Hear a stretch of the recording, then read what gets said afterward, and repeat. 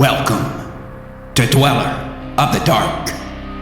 We are a channel honoring the yellowed and blackened bones of many prominent authors. We will be digging up several obscure, strange, and forgotten authors who influenced many of the great horror, science fiction, and fantasy writers today. More tales of the horrifying, obscure, strange, and forgotten are climbing out of the tombs. Subscribe, comment, like, donate, or I'll send the devil of black by you to rip your head off, as we did the like button. Unknown horror masters, send us ghoulish delights for the Skull and Bones collection. Your pound of writer's flesh will feed our ghouls for now. Books, albums, websites in the links below. Children of Horror, Legion of Ghouls. The season of Halloween has arrived. Each night, we will present a tale, song, or poem in the ghoulish spirit of the season.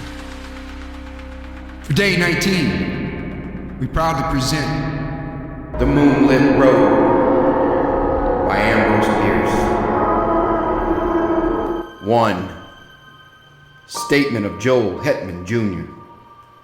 I am the most unfortunate of men, rich, respected, fairly well educated, and of sound health, with many other advantages, usually valued by those having them and coveted by those who have them not.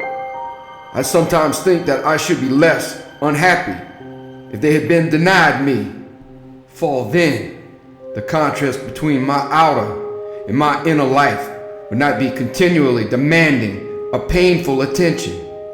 In the stress of privation and the need of effort, I might sometimes forget the somber secret, ever baffling the conjecture that it compels. I am the only child of Joel and Julia Hetman. The one was a well-to-do country gentleman, the other a beautiful and accomplished woman to whom he was passionately attached, with what I know now to have been a jealous and exacting devotion. The family home was a few miles from Nashville, Tennessee, a large, irregularly built dwelling of no particular order of architecture, a little way off the road in a park of trees and shrubbery. At the time of which I write, I was 19 years old, a student at Yale. One day I received a telegram from my father of such urgency that, in compliance with its unexplained demand, I left at once for home. At the railway station in Nashville, a distant relative awaited me to apprise me of the reason for my recall. My mother had been barbarously murdered. Why and by whom, none could conjecture. But the circumstances were these. My father had gone to Nashville, intending to return the next afternoon. Something prevented his accomplishing the business in hand, so he returned on the same night, arriving just before the dawn.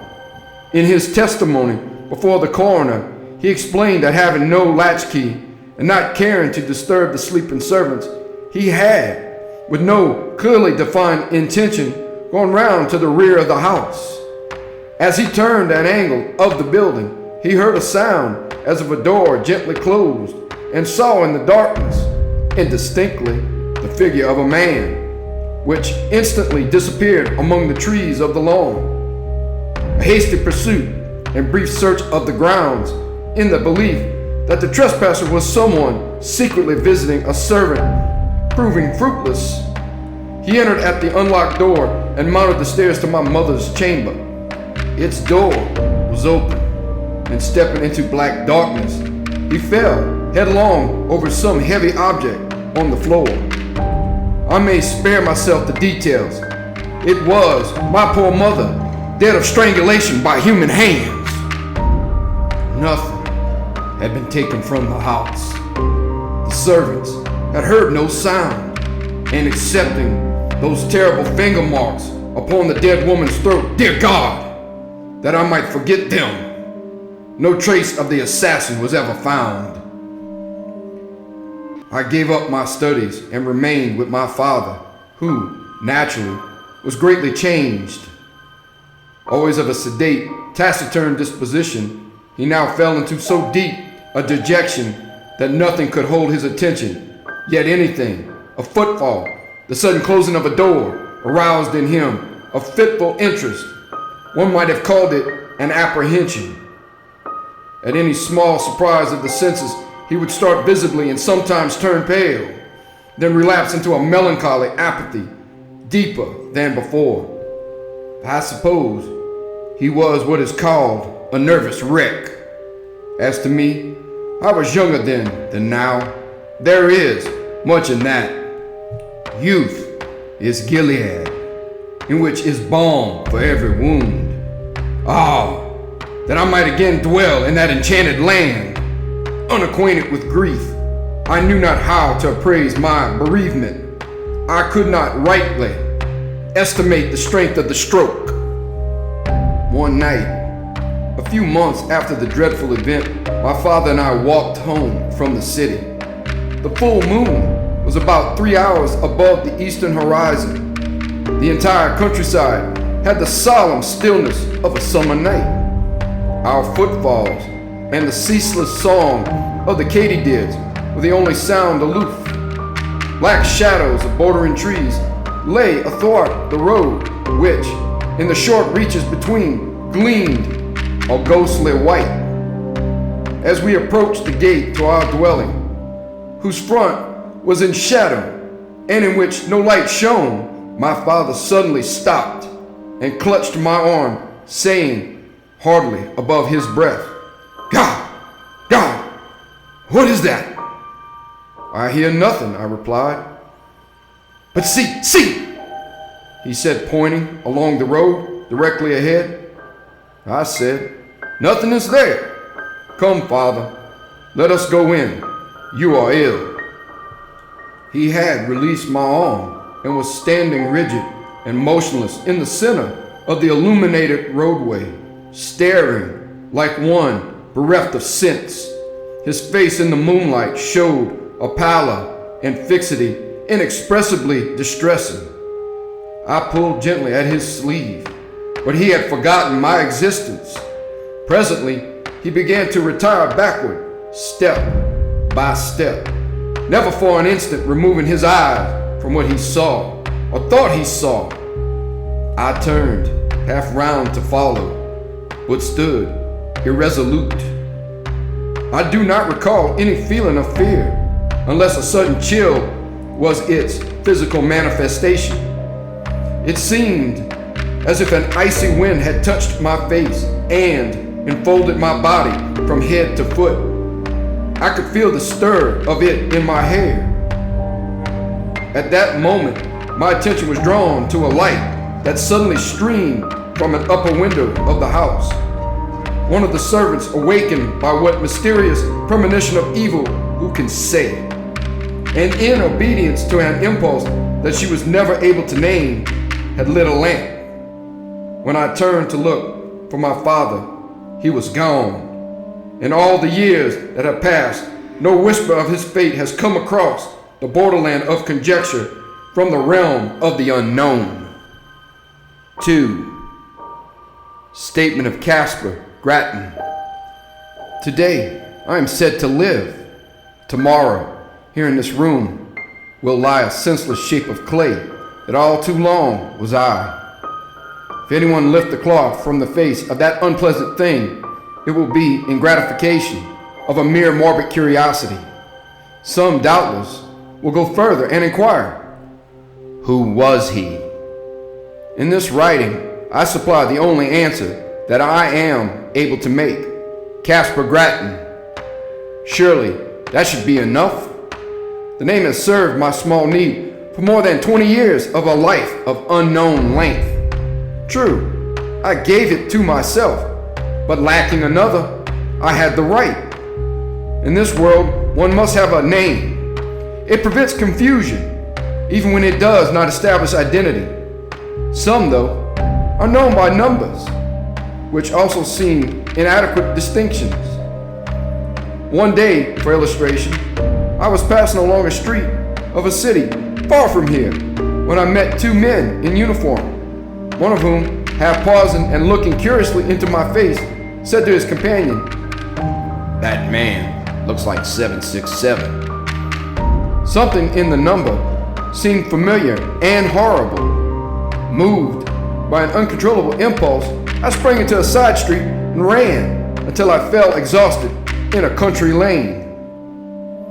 I have never forgotten that number, and always it comes to memory, attended by gibbering, obscenity, peals of joyless laughter, the clang of iron doors. So I say a name, even if self-bestowed, is better than a number.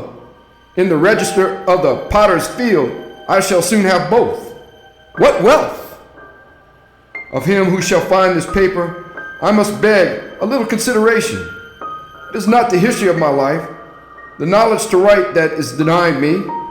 This is only a record of broken and apparently unrelated memories, some of them as distinct and sequent as brilliant beads upon a thread, others remote and strange, having the character of crimson dreams, with interspaces blank and black, witch fires glowing still and red in a great desolation. Standing upon the shore of eternity, I turn for a last look landward over the course by which I came. There are 20 years of footprints fairly distinct, the impressions of bleeding feet. They lead through poverty and pain, devious and unsure, as of one staggering beneath a burden, remote, unfriended, melancholy, slow. Ah, the poet's prophecy of me, how admirable, how dreadfully admirable. Backward beyond the beginning of this Via Dolorosa, this epic of suffering with episodes of sin, I see nothing clearly. It comes out of a cloud. I know that it spans only 20 years, yet I am an old man.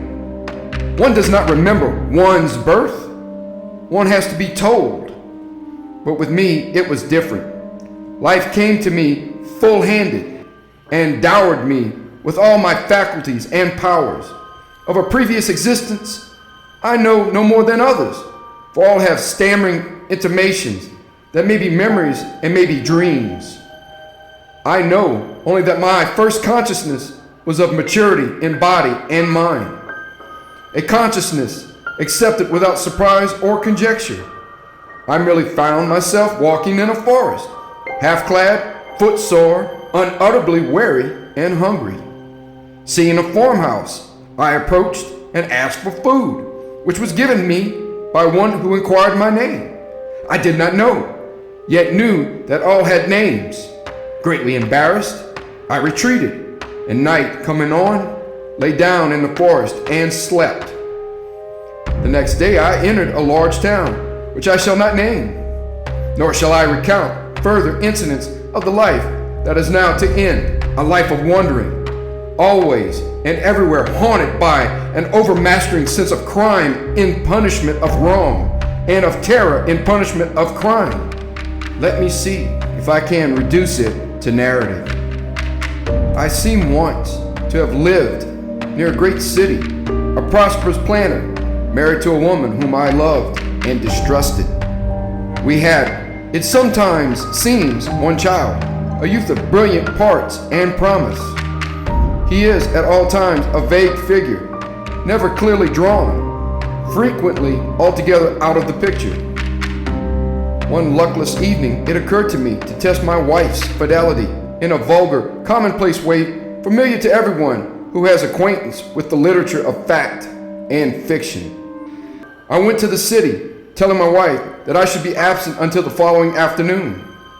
But I returned before daybreak and went to the rear of the house, proposing to enter by a door with which I had secretly so tampered that it would seem to lock, yet not actually fasten. As I approached it, I heard it gently open and close, and saw a man steal away into the darkness. With murder in my heart, I sprang after him, but he had vanished, without even the bad luck of identification. Sometimes now, I cannot even persuade myself that it was a human being. Crazed with jealousy and rage, blind and bestial, With all the elemental passions of insulted manhood, I entered the house and sprang up the stairs to the door of my wife's chamber. It was closed, but having tampered with its lock also, I easily entered, and despite the black darkness, soon stood by the side of her bed. My groping hands told me that although disarranged, it was unoccupied. She is below, I thought, and terrified by my entrance has evaded me in the darkness of the hall. With the purpose of seeking her, I turned to leave the room, but took a wrong direction, the right one. My foot struck her, cowering in a corner of the room. Instantly, my hands were at her throat, stifling a shriek. My knees were upon her struggling body, and there in the darkness, without a word of accusation or reproach, I strangled her till she died. There ends the dream. I have related it in the past tense, but the present would be the fitter form, for again and again the somber tragedy reenacts itself in my consciousness. Over and over I lay the plan, I suffer the confirmation, I redress the wrong, then all is blank, and afterward the rains beat against the grimy window panes, or the snows fall upon my scant attire. The wheels rattle in the squalid streets where my life lies in poverty and mean employment. If there is ever sunshine, I do not recall it. If there are birds, they do not sing. There's another dream, another vision of the night. I stand among the shadows in a moonlit road. I am aware of another presence, but whose I cannot rightly determine. In the shadow of a great dwelling, I catch the gleam of white garments. Then the figure of a woman confronts me in the road. My murdered wife. There is death in the face. There are marks upon the throat. The eyes are fixed on mine with an infinite gravity, which is not reproach, nor hate, nor menace, nor anything less terrible than recognition. Before this awful apparition, I retreat in terror, a terror that is upon me as I write. I can no longer rightly shape the words. See, they. Now I am calm, but truly, there is no more to tell. The incident ends where it began, in darkness and in doubt. Yes, I am again in control of myself, the captain of my soul. But that is not respite. It is another stage and phase of expiation. My penance, constant in degree, is mutable in kind. One of its variants is tranquility. After all, it is only a life sentence. To hell for life. That is a foolish penalty. The culprit chooses the duration of his punishment. Today, my term expires. To each and all, the peace that was not mine. 3. Statement of the late Julia Hetman through the medium Bayrolls. I had retired early and fallen almost immediately into a peaceful sleep, from which I awoke with that indefinable sense of peril which is, I think, a common experience in that other earlier life. Of its unmeaning character, too, I was entirely persuaded, yet that did not banish it. My husband, Joel Hetman, was away from home. The servants slept in another part of the house. But these were familiar conditions. They had never before distressed me. Nevertheless, a strange terror grew so insupportable that, conquering my reluctance to move, I sat up and lit the lamp at my bedside. Contrary to my expectation, this gave me no relief. The light seemed rather an added danger, for I reflected that it would shine out under the door, disclosing my presence to whatever evil thing might lurk outside. You that are still in the flesh, subject to horrors of the imagination, think what a monstrous fear that must be which seeks in darkness security from malevolent existences of the night. That is to spring to close quarters with an unseen enemy, the strategy of despair. Extinguishing the lamp, I pulled the bedclothing about my head and lay trembling and silent, unable to shriek, forgetful to pray. In this pitiable state, I must have lain for what you call hours. With us, there are no hours. There is no time. At last it came, a soft, irregular sound of footfalls on the stairs. They were slow, hesitant, uncertain, as of something that did not see its way. To my disordered reason, all the more terrifying for that, as the approach of some blind and mindless malevolence to which is no appeal. I even thought that I must have left the hall lamp burning, and the groping of this creature proved it a monster of the night. This was foolish and inconsistent with my previous dread of the light. But what would you have? Fear has no brains. It is an idiot. The dismal witness that it bears and the cowardly counsel that it whispers are unrelated.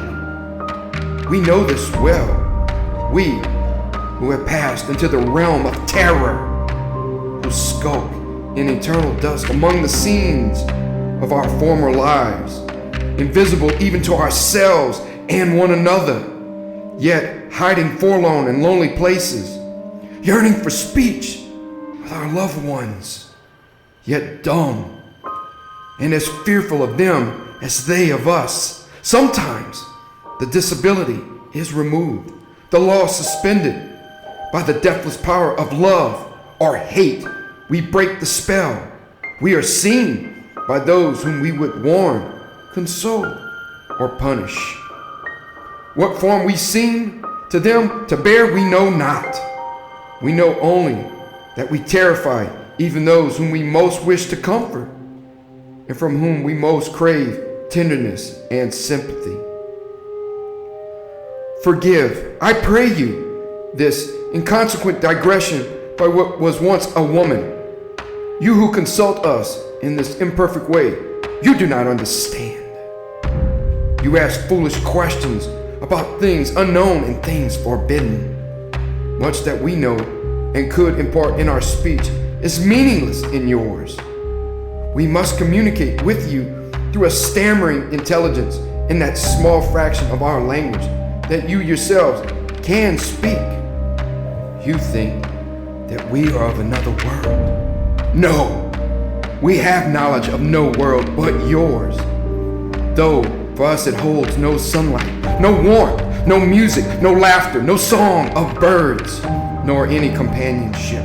Oh God, what a thing it is to be a ghost, cowering and shivering in an altered world, a prey to apprehension and despair. No, I did not die of fright. The thing turned and went away. I heard it go down the stairs, hurriedly, I thought, as if itself in sudden fear.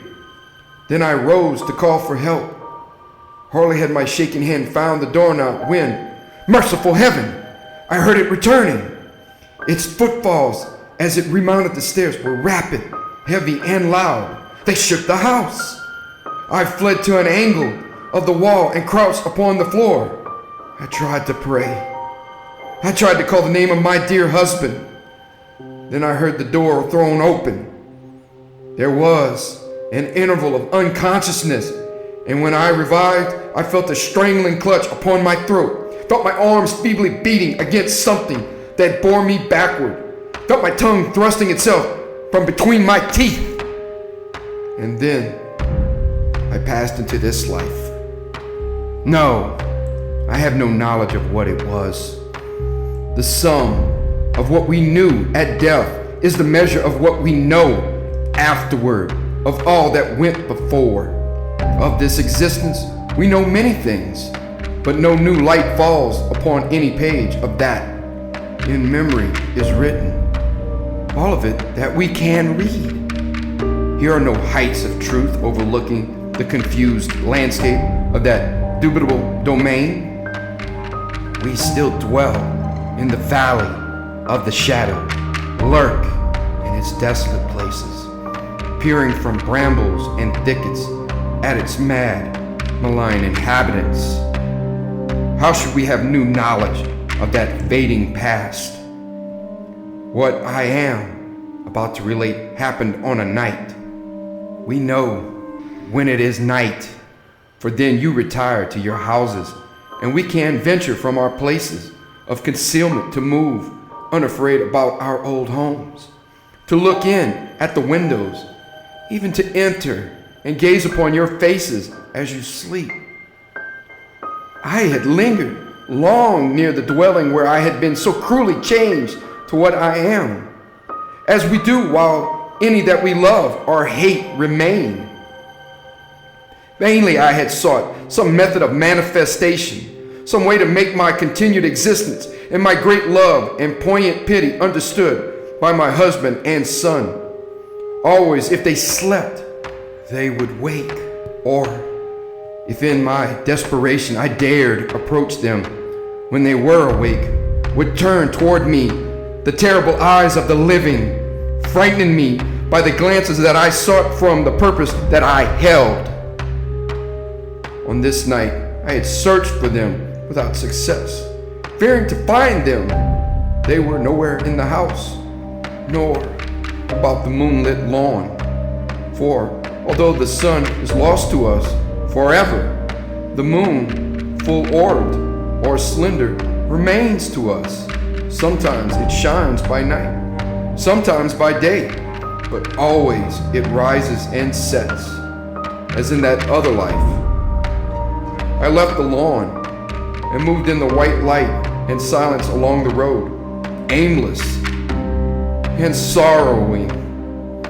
Suddenly I heard the voice of my poor husband in exclamations of astonishment, with that of my son in reassurance and dissuasion. And there, by the shadow of a group of trees, they stood, near, so near. Their faces were toward me, the eyes of the elder man fixed upon mine. He saw me, at last, he saw me. In the consciousness of that, my terror fled, as a cruel dream. The death spell was broken. Love had conquered law. Mad with exultation, I shouted. I must have shouted. He sees me, he will understand. Then, controlling myself, I moved forward, smiling and consciously beautiful, to offer myself to his arms, to comfort him with endearments, and, with my son's hand in mine, to speak words that should restore the broken bonds between the living and the dead. Alas, his face went white with fear. His eyes were as those of a hunted animal. He backed away from me as I advanced, and at last turned and fled into the wood, whither it is not given to me to know. To my poor boy, left doubly desolate, I have never been able to impart a sense of my presence. Soon, he too must pass to this life invisible and be lost to me forever. Thank you for listening. Have a great night.